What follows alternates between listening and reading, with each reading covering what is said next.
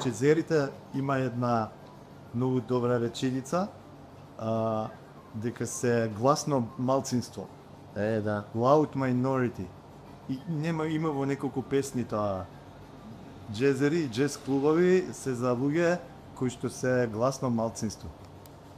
Да. И тоа баш многу говори за тоа кај се они и кај се наоѓа. Значи, малцинство се, ама имаат влијани.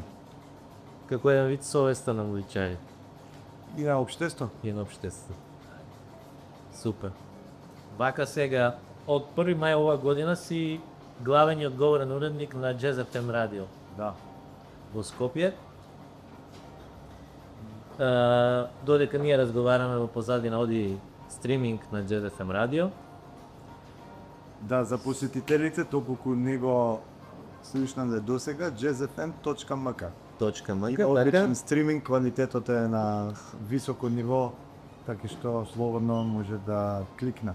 Баш во моментот уживаме во музичкиот избор што се нуди. Кажи ми малку повеќе за таа соработка со Jazz FM. Како дојде до тоа? Jazz FM тој пред една година и кусур, една година и 2 месеца мислам. Веднаш по напуштањето на Скопскиот джез фестивал, каде што работев некои 25 години скоро. И ова ми дојде како некое логично продолжување на оно што сум го работел, да не по меѓувреме ја работев и се уште сум ангажиран во 103-ка, таму имам голема километража, скоро 30 години. А радиото Да, радиото годинава слави 35 години, а Jazz FM пак е основано на 16 октомври 98 година. Значи, за 2 години ќе наполни 30. Кај се долени? Го основаше Љупчо Хаџистефанов и неговиот син Ален Хаџистефанов, кои што туку се вратија од Њујорк и почнаа една убава приказна во Скопје, која што се вика Jazz FM. Пред 2 години Ален, преживеаниот член на семејството, бидејќи татко му Љупчо по меѓувреме почина, го продаде радиото, нови собственици, кои што еве веќе 2 години многу добро работат. И ја продолжуваат таа успешни приказни. Драго ми е. Кажи ми, дали задачата на еден програмски уредник е само на се да вика уредује? Сакам да кажам кој е твој критериум за добра програма. Критериумот за добра програма е уредникот никогаш да не биде задоволен. Не сме да биде задоволен. Односно може релативно да каже, ова е окей, ама може секојаш подобро. Мала екипа сме и не е едноставно да се тоа сето изорганизира и да се уреди. Меѓутоа со многу работа и со многу труд и посветеност и љубов, ентузијазам, ја мора да го има, се постигнува. Одлично.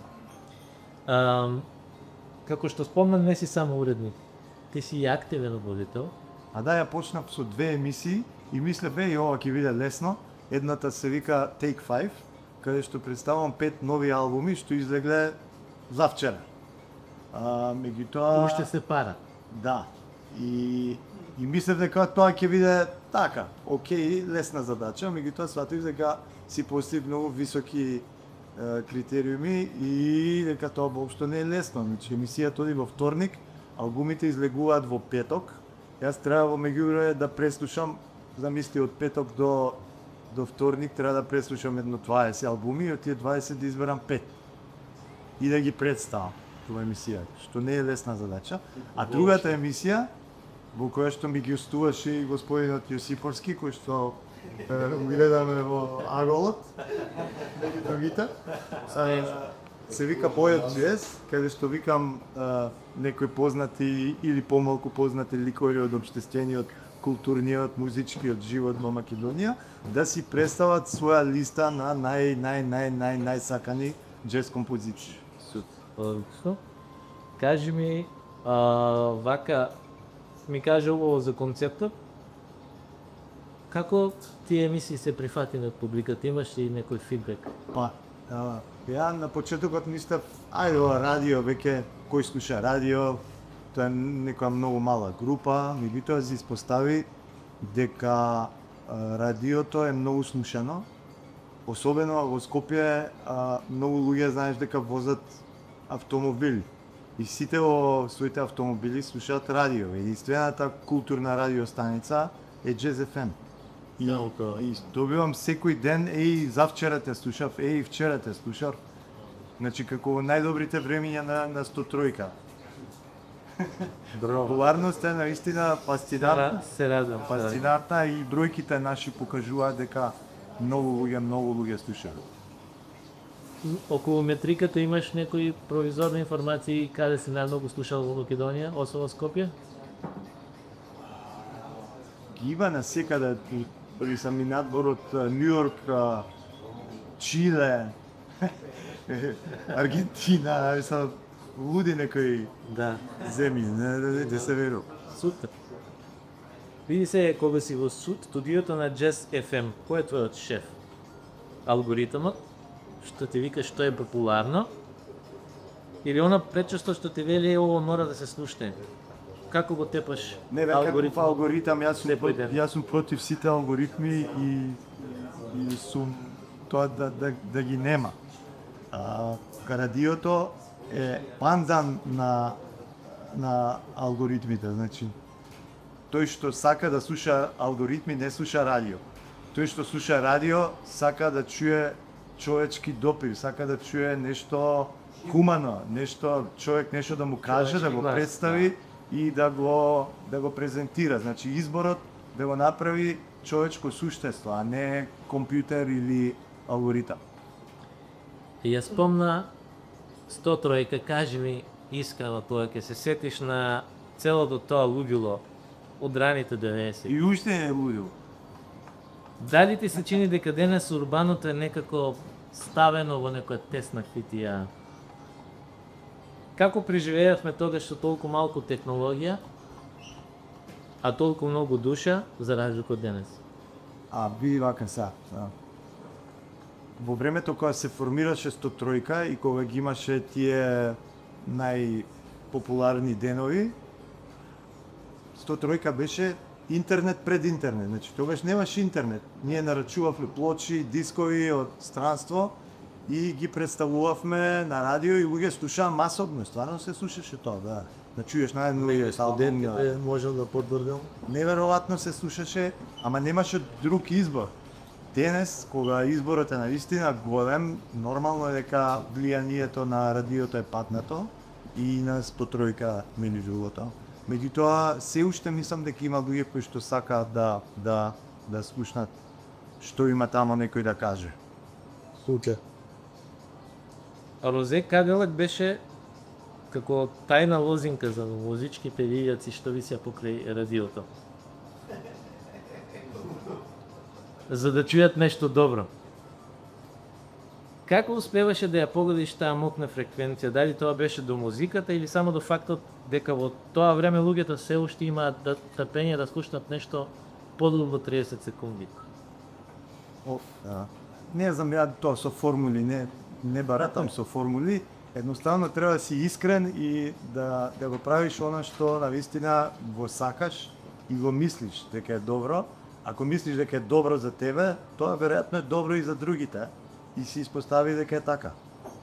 Дека другите го прифаќаат тоа што ти го сакаш и си ептен во натре и си посветен и со голема љубов и ентузијазам го работиш, тоа не може да остане без драга, не може да остане без фидбек. Секако. Го спомна Скопски джаз фестивал и Оффест, ти си ги видел сите звезди. Скоро сите, да. Што дошле таму. Кој ти го скрши филмот? Најмногу кога ќе го видиш како човек во живо. Имаш ли некоја анегдота каде што културниот менаџер во тебе се борел со фанот што сака само да ужива во музиката? Не ме прашува кој те го душевил најдобрата човек, него кој најмеше ти игнорира. Добро поставите. Сега ќе ти кажам искрено. Највише ми извадила од такт покојната Сезарија Ебот. Значи, жената беше болка во газот. Pain in the ass. Значи, цело време, што е, ќе дојде у ресторан, каде е супата, каде е супата, каде е супата, каде е супата. Абе, жено, чеки келнеров ќе дојде, ќе ја донесе ту. Каде е супата, каде е супата. Доаѓа супата, не чини супата. Тој тип. И ја запамтив и со години ја раскажував како ептен терсене жена. Меѓутоа, пред 2 години на Офест емитувавме еден документарец за неа и тогаш ми се расчисти приказната дека она всушност имала сериозни ментални проблеми. И тоа баш во тој период кога беше во Скопје. Тие биле на највисоко ниво. Најизразено, да. И ја разбирам сега, откако почина и откако го видов документарецот, имам разбирање, ма тогаш беше за мене, а тоа ми беше прва задача, бидејќи што туку се вработи во Джез фестивал и тогашниот директор ми рече, еве тија Сезарија Вора, води ја. Леле мајко. Страшно. Добро, барем се подсетивме сега на неа. Имаше една анекдота, ме се јавува тур менаџерката на ден пред концертот, они свират во Солун, и вика ние доаѓаме со автобусот, имаат онаков тур автобус, вика ние доаѓаме во 2 часот во Александар Палас, во хотелот те молам да има lamb chops, како се вика тоа, јагнешки котлети, така? Котлети, да. Значи мора да има lamb chops спремни кога ќе дојде Цезарија во хотелот. Ни викаме, слушај, викам, знаеш, тие храната у хотелот не е секогаш најдобра. Имаме ресторан многу блиску до хотелот, ќе идеме таму, ќе ги добие најдобрите lamb chops на цел свет.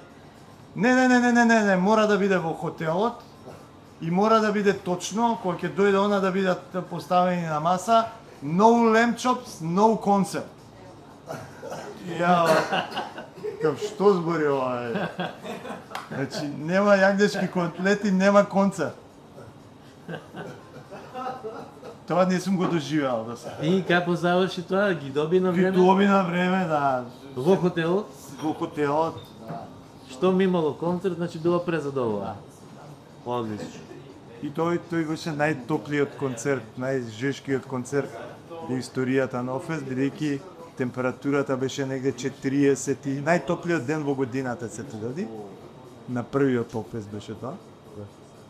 И беше многу жешко. Ама она навикна. Интересна анекдота. Ај малку да се вратиме во нашата средина. Гледајќи ги денешните градови, кој е најголемиот кич што не снајде? Што е тоа што се обидува да се прошерца како урбано, а всушност е само еден обичен пластичен украс на душата или на дуп? Не знам како да ти одговорам, бидејќи ја цело време сакам да се фокусирам, ти цело време ме тераш да зборам за лошите работи. А ја цело време сакам да се фокусирам на убавите работи. И овие да ги игнорирам и да ги ставам на страна и да не ги гледам, да не ги слушам. Така што доколку се фокусираме на убавите работи и ги занемариме овие безвезниве, ќе ни биде подобро на сите. Еве, тоа е одлична порака. Прашањето може да биде и провокација, не, за да каже нешто. Така и е провокација прашање. Позитивно.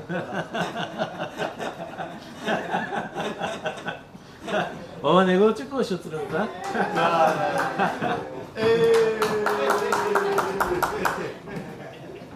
Ево го и Тони Китановски. Инаку ја Тони секој ден го цитирам.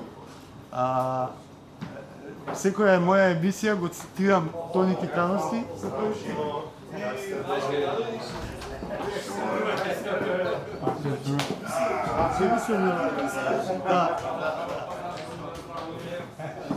Он има една страшна речица, кажа. Тоа е Видел са на телефон, нама ќе доаѓа. Ајде, Не, ова е разговор. Неформален разговор. Формален разговор во кој што сите се... Дете, делајте за организација слушате. Импровизираме. Не, ти си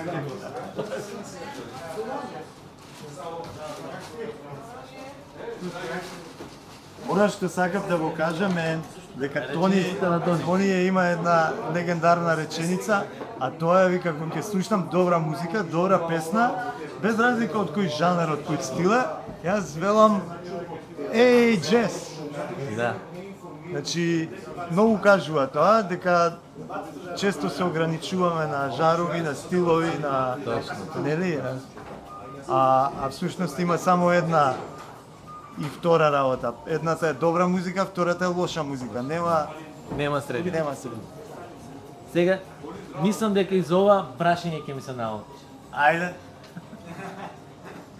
Ајде да го симнеме джезот од пиедесталот. Може? Може одма. Ако джезот е слобода, а ние само заглавени во мејлови, кредити и социјални мрежи, дали джезот ни е лек или само не потсетува колку сме затворени? Треба ли веќе да си слободен за да го разбереш или джезот ќе те отклучи покрај твојата волја? Треба да си слободен за да го разбереш и да го конзумираш джезот. Меѓутоа, джезот може и мора да ги отвара луѓето кои што може би не се спремни да се отворат и да бидат слободни. И токму и тоа е и целта и мисијата на радиото, на Jazz FM, кој што ние го вергламе цело време. Така, сакаме да ги отвориме луѓето кон джезот, кон музиката, да присутки, да бидат натре, да бидат онака, да ги заразим. Во известна смисла и Jazz Stream Festival е со таа намер. Браво. Не остана уште малку. Се денес сака да биде за сегидеш. Фотки, сториња, коментари. Джезот ме се случува сега и тука. И го снемам. Дали ни фали малку повеќе од тој непостоечи момент во животот, наместо сите да се трудиме да станеме, да оставиме некоја витална трага? Саба исти. Не знам што да ќе го...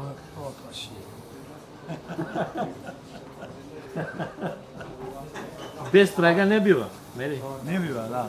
Да, ама мислам е така. Само да не оди се во без трага. И никако не сме да ви обестрага, ама тука сме за да ги исправиме тие PS. Добро, Шубе, јас цело време философирам тука, ама ти си Многу си филозофски настроен. на терен. Подготви. Ти си секогаш на терен. Кажи ми како навистина стојат работите со джезот во Македонија? Ова е многу интересно прашање и мислам дека джезот во Македонија е многу високо ниво. Ќе го гледаш не само регионално, туку и во некакви европски рамки. Меѓутоа, она што го треба и за кое што се залагам ја во посебно Брендан Дирток кај сегашниот министер за култура и Ердолара внутаствено, потребно и неопходно е да се формира едно тело што се вика Music Export Office, македонски, кој што би бил под капата на Министерството за култура, односно државата, каде што го има, тоа го има во сите развиени земји. Последен пример е Словенија, кој што за една година, помалку од една година како што е формиран тој Music Export Office, направи неверојатни резултати. Многу бендови, многу музичари од Словенија излегоа надвор. Нема да се однесува само на джезот или конкретно? Нема да се однесува само на джезот, јас сакам да се однесува на сите музики. Бидејќи кој може да излезе надвор, тој е квалитетен. Да. Така? Кој што го викаат на фестивали и на концерти надвор, тој е квалитетен. Тука не ги сметамо ние свадби и веселби од диаспората, туку на вистина сериозни клубови и и фестивали во Европа и во светот. Значи, што е идејата на тој експорт офис? Ти си музичар, сакаш да настапиш во Берлин, во Париз, во Лондон, било каде во светот. И ако можеш да направиш некоја мини турнеја од 3-4 концерти, да Министерството, односно тој експорт офис кој што добива средства од Министерство, да ти ги покрие патните трошоци. И веднаш со тоа ти си поатрактивен во очите на промотерот од Берлин, од Париз, од Одлична така. одлична идеја, да, одлична идеја. Бидејќи сум бил и од другата страна, сум бил промотер долги години, го имам ова искуство, например, Норвешка. Во Норвешка имаш милион фондови, кои што добар дел од нив се и државно субсидирани, да секогаш кога ќе букираш ти бенд, колкав и да е бендот, можеш оркестар од 20 луѓе да букираш, знаеш дека патните трошоци ти се покриени, односно не треба да се секираш да патните трошоци, а патните трошоци се голема ставка од буџетот. Така што ти како промотер си однапред си стимулиран, мотивиран да го букираш тој бенд од таа земја кај што има експорт офис, затоа што знаеш дека поевтино ќе поминаш. Апсолутно. Така, се разбира дека бендот треба да биде товар и квалитетен, да нема муаве. Меѓутоа, од буџетска гледна точка ти си стимулиран да се го букира тоа што ти е поевтино. Супер, многу добра идеја, ми се допаѓа. И ќе буткам тоа сега во Министерството да се реализира и ќе видиме докај ќе стигне. И Шифен, дали испуштив нешто да те прашам, а што сакаш да кажеш? Па за Струмица малку да збориме. Ајде, Струмица има прекрасни уметници, има, нели? факт е. Оние што ги знам се Ване Костуранов. Да не го заборавиме Зоран Маджиров покоен, кој што ми беше драг пријател, кој што беше феноменален музичар и неговиот брат актер кој што за жал и он прерано почина. Да. Никола Маджиров, најдобрите европски светски поети е од Струмица. Така што многу сум среќен и почестен што сум во Струмица во тоа легло на уметноста. И нам ни е многу драго што си гостин и што ти дел од првото издание на Многу сум среќен дека стартува оваа приказна која што треба да има секое градче во Македонија, не само Струмица. Добро, Битола има джез фестивал, Прилеп има джез фестивал, Куманово има джез фестивал, Охрид се сличуваат джез. Охрид се сличува, да, и мислам дека во секое мало градче треба да се направи напор да живее таа джез препор. Инаку, сакам уште нешто да дополнам, не само што се бавиме со програмата на Jazz FM, од оваа година стартуваме и голем джез фестивал во Охрид. Кој што Летен ќе случи летен, ќе се случи 13, 14, 15, 16 август. Аха.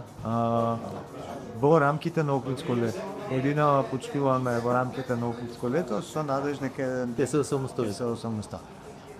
И програмата е одлична, има големи звезди од светскиот джез. Најголема звезда е Лувија Гарсија и саксофонистката од Британија. Ќе дојде и Питер Самуа, кој што оваа година има еден феноменален албум. Ќе биде Крсте Роџерски, ќе биде Дине Донев, ќе биде и еден бенд од Британија што се вика Киото. Ако ти текне на пеачката на Лемп од 90-тите години. Да. Ова е нов проект на Нилс. Много интересно.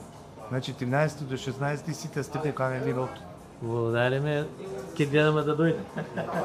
И успешна работа со фестивалот.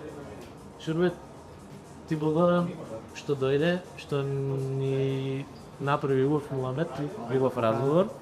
Верувам дека веќе имаш, а по ова ќе имаш уште поверна струничка публика на Jazz FM радио. И да се гледаме за убаво и заедно. Почесто.